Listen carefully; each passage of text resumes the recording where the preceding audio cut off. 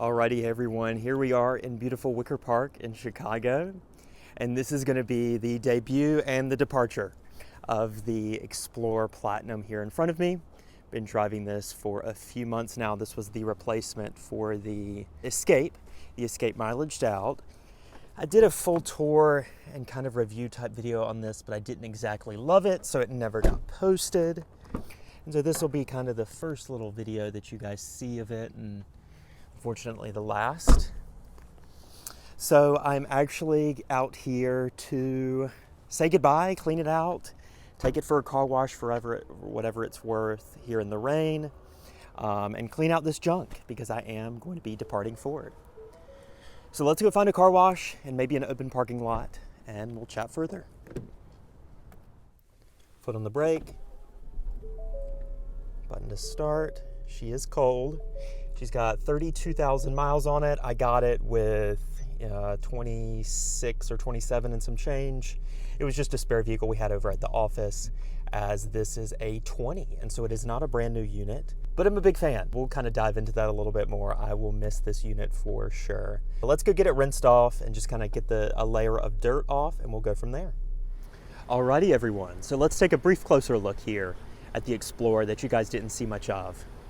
So this is a white platinum tri-coat on, I think it's the cashmere or just the tan platinum interior. I think it was the only option there for 2020. But I've thoroughly enjoyed this vehicle. This was actually a model that sat around the office. So when vehicles get redesigned or heavily refreshed, we have top trim models that sit around the office for marketing purposes if needed. And this was one of those. Since we're on the cusp of a redesign or refresh of Explorer here any day now, it was time to go ahead and mileage out this unit, and that is what I was attempting to do. So 21-inch wheels, these were an added charge. I think these were $600, but the window sticker is right over here, so we can take a look. A couple options here: $2,000 rear seat entertainment, $600 and $600 for the paint and the wheels, another $1,000 for the premium tech package. So premium tech is going to be the 10-inch vertical screen, your 14-speaker audio, as well as the massaging seats. And that package is available on ST and the Platinum trim. And at $63,800 that this one was, I'm sure we've seen a couple price increases since the 2020 timeframe, especially with the supply chain concerns we've had since. But gorgeous interior. I would love to see some different color options, maybe yacht blue or saddle brown. I know King Ranch in some later model years did offer kind of some variety, as well as going for an ST did. Rear seat room, as well as rear seat entertainment back here. Of course, you've got the captain's chairs. It's gone back and forth on what is standard, which one costs more. I think at this point on Explorer models, you can do a no charge bench, but default is buckets. And then rear seat entertainment, Blu-ray, as well as screen mirroring for your phone or tablet. Blu-ray player is on the left rear seat entertainment unit. And then this button slides the seat forward for access to that third row. Personally never touched it, so can't speak much for that.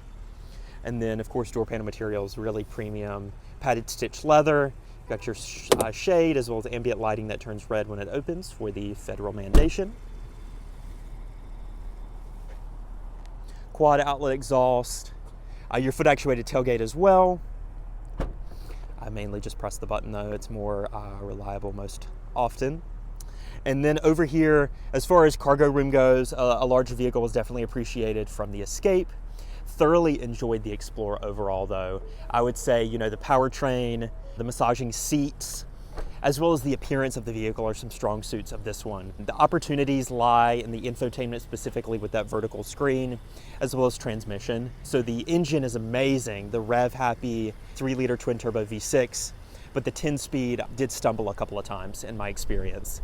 So with this being an early production 2020 model, hoping that has been solved by now.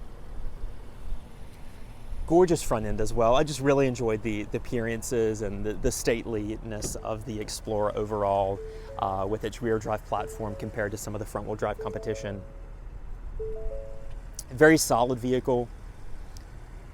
kind of bank vaulty. I associate this a lot with almost like a budget X5. The days of a $65,000 X5 are no longer, and so about as close as you can get is maybe an Explorer ST with the twin turbo V6. Power folding mirrors on this one that auto fold when you lock.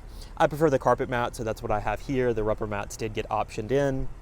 Extremely comfortable seats here also. Very, very versatile lumbar settings that you can select here. So you've got upper, middle, and lower lumbar settings, as well as, of course, you've got the massaging as well, which is, I'd say it's more of like an anti-fatiguing. So if you are in the car for an extended period of time, that's a huge help. But overall, I'd say the 10-inch screen, the biggest opportunity moving forward is just larger CarPlay interface. So very similar to what's in the higher line, Lightning, Expedition, even Edge has Sync 4. And so Sync 4 does allow for a larger CarPlay interface, which I do look forward to here in the next iteration of Explorer. Heated, cooled massaging, as we mentioned, Tri-Zone Auto Climate. Similar digital cluster as the Escape, except the tach is over on the left instead of over on the right side. Gas mileage hasn't been too atrocious, for a twin turbo V6, nearly 400 horsepower. It could definitely guzzle a little bit more with me doing primarily city driving as well. You'll see I'm at the 20 mpg mark, so definitely nothing to scoff at. Memory seats. The sound system's been amazing. I think I did mention that. Just an overall huge difference and departure from the Escape that I came from, just in terms of driving dynamics, solidity, as well as just overall refinement. You can tell that a lot more thought went into this vehicle, which is greatly appreciated and greatly garnered at the price level this one sits at, about 64 grand.